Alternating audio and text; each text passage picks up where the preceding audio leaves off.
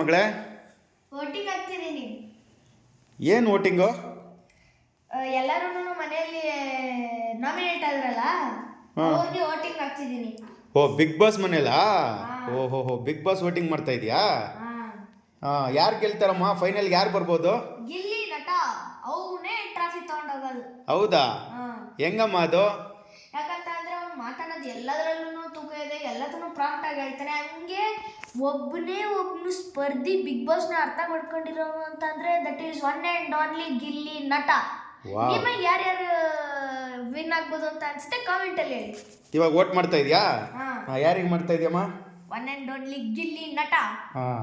ಯಾವ ರೀತಿ ಮಾಡ್ತಾ ಇದೆಯಾ ನೋಡಿ, ಇಲ್ಲಿ ನೀವು ಆಲ್ರೆಡಿ ಈಗ ಇಲ್ಲಿ ನಂದು 99 ವೋಟ್ಸ್ ಲೆಫ್ಟ್ ಅಂತೇಳಂತ ಅಂತಿದೆ. Voting ends on Friday 11 AM ಅಂತ ಇದೆ. ಈಗ ನೀವು ನೋಡ್ಬೋದು ಇಲ್ಲಿ ಗಿಲ್ಲಿ ನಟ ಇದೆ, ಅದಕ್ಕೆ ನಾನು 1 ವೋಟ್ ಹಾಕಿದಾಗ ಇಲ್ಲಿ 98 ಆಗುತ್ತೆ, ಇಲ್ಲಿ 1 ಆಗುತ್ತೆ. ಅದೇ ಥರ ನಾನು 5 ವೋಟ್ ಹಾಕ್ತೀನಿ. ಈಗ ನಾವು ಇಷ್ಟಕ್ಕೆ ಬಿಡ್ಬೋದು, ಇಲ್ಲಾಂತಂದರೆ ಬೇರೆಯವ್ರಿಗೂ ಹಾಕ್ಬೋದು.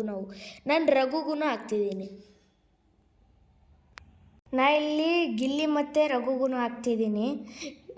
ಗಿಲ್ಲಿ ಮತ್ತು ರಘು ಇಬ್ಬರೂ ಆತ್ಮೀಯ ಫ್ರೆಂಡ್ಸು, ಅದಕ್ಕೇ ನಾನು ಕೊನೆ ತನಕ ಇದ್ದು ಹೋಗಿದ್ರೆ ಚೆನ್ನಾಗಿರ್ಬೋದು ಅಂತ. ಈಗ ನೀವು ನೋಡ್ತಿರ್ಬೋದು ಚೇಂಜಸ್ ಆಗ್ತಿದೆ. ನಂದು ವೋಟಿಂಗ್ಸ್ ಕಡಿಮೆ ಹೋಗ್ತಾ ಇದೆ, ಇಲ್ಲಿ ನಂದು ವೋಟಿಂಗ್ ಜಾಸ್ತಿ ಆಗುತ್ತಾ ಇದೆ. ಲಾಸ್ಟ್ 1 ವೋಟದಿದೆ, ಅದನ್ನು ಹಾಕ್ತೀನಿ ನಾನು. ಈಗ ಡನ್ ಅಂತ ಹೇಳ್ಕೊಡ್ತೀನಿ. ಈಗ ನೋಡಿ, ಇಲ್ಲಿ ನಿಮಗೆ ಥ್ಯಾಂಕ್ ಯು ಫಾರ್ ವೋಟಿಂಗ್ ಅಂತ ಬರುತ್ತೆ, ನಿಮಗೆಲ್ಲ ವೋಟ್ಸು ಖಾಲಿ ಆದಮೇಲೆ. ಬಾಯ್.